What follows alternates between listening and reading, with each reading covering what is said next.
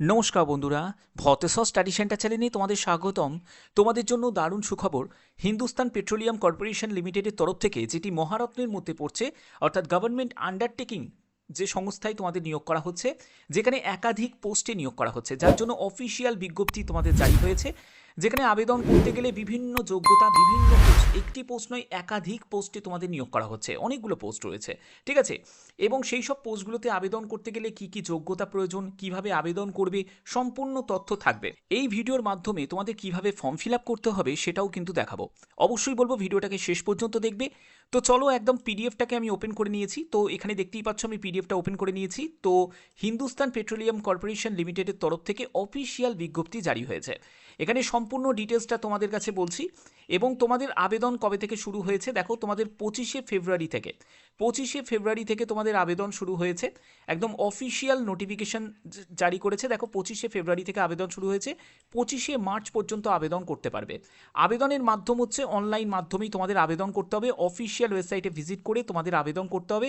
সেখানে তোমরা apply online বলে একটা সেকশন দেখতে পাবে। তো অফিসিয়াল ওয়েবসাইট হচ্ছে এটা, ঠিক আছে। এবং এখানে বলে রাখি, আবেদন করার আগে অবশ্যই কিন্তু মাথায় রাখবে যে ইনকমপ্লিট বা এখানে রং যদি ইনফরমেশন দিয়ে তুমি যদি আবেদন করো, তাহলে সেই আবেদন কিন্তু যে কোনো পর্যায়ে গিয়ে রিজেক্ট হতে পারে।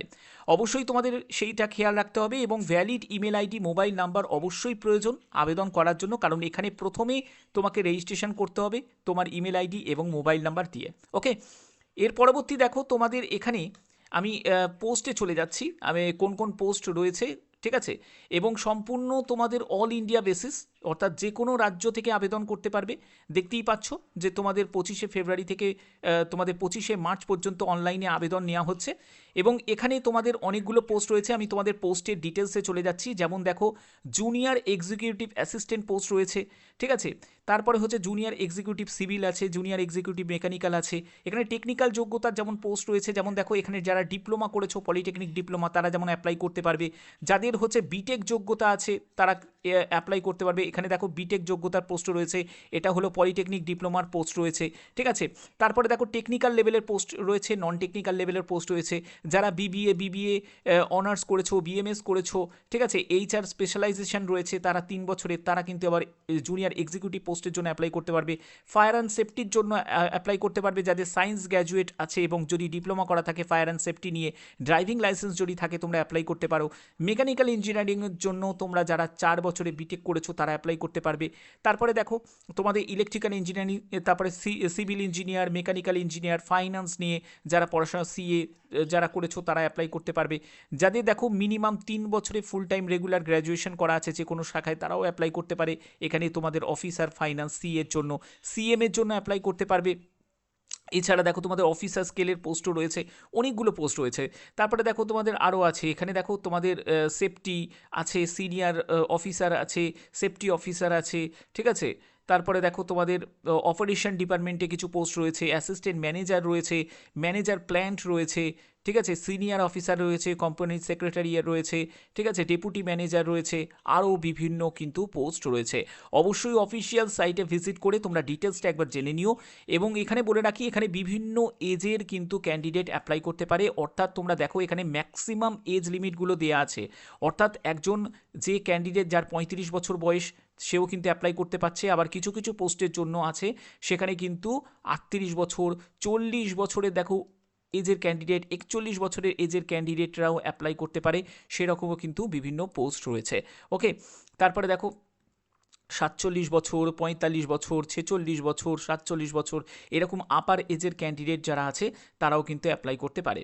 এরপরে হচ্ছে যে তোমাদের দেখো এখানে তোমাদের যোগ্যতার ব্যাপারে সম্পূর্ণ ডিটেলসটা দেওয়া আছে এবং তোমাদের কোন কোন ফাংশনগুলো দেওয়া আছে, ডিপ্লোমা ইঞ্জিনিয়ারিং ফাংশনগুলো, এলিজিবল ডিগ্রিগুলো দেওয়া আছে, সার্টিফিকেট কোন কোন সার্টিফিকেটের তোমাদের অবশ্যই রেডি রাখতে হবে, কোন পোস্টের জন্য আবেদন করতে পারবে, তোমাদের সার্টিফিকেট অনুযায়ী বা তোমাদের যোগ্যতা অনুযায়ী সেটা কিন্তু তোমাকে দেখতে হবে, ঠিক আছে। দেখে তোমাদের আবেদন করতে হবে, বোঝা গেল? আচ্ছা, এবার দেখো আমি তোমাদের আবেদন কিভাবে করবে, আবেদন করার জন্য যে প্রাথমিক প্রসেসটা সেটা বলে দিই। এখানে দেখো কেরিয়ার সেকশনটা দেখতে পাচ্ছ, এই কেরিয়ার সেকশনে গিয়ে ক্লিক করে তোমাদের জব ওপেনিং বলে অপশানে ক্লিক করবে।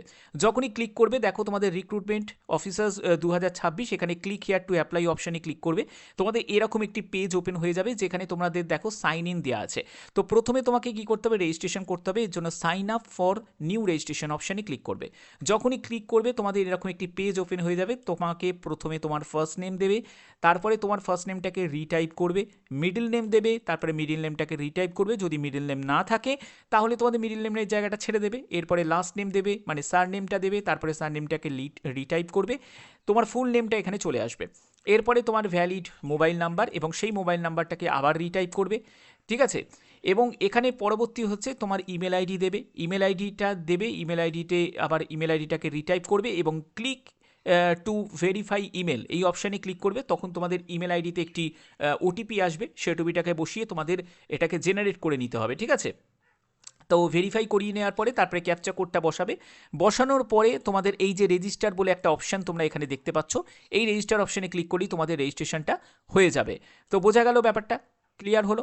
তো এই হচ্ছে তোমাদের রেজিস্ট্রেশন প্রসেস। এবং রেজিস্ট্রেশন করার পরে তোমরা ফাইনালি তোমরা এখান থেকে আবার কিন্তু তোমরা সাইন ইন করে নিতে পারবে। সাইন ইন করে অর্থাৎ যে মোবাইল মানে ইমেল আইডিটা দিয়ে তুমি রেজিস্ট্রেশন করলে সেই ইমেল আইডিটা এবং পাসওয়ার্ডটা বসিয়ে তোমাদের এখানে তোমাদের যে সিকিউরিটি কোডটা বসিয়ে সাইন ইন করলেই তোমরা এখানে ফাইনালি আবেদনটা করতে পারবে, ঠিক আছে।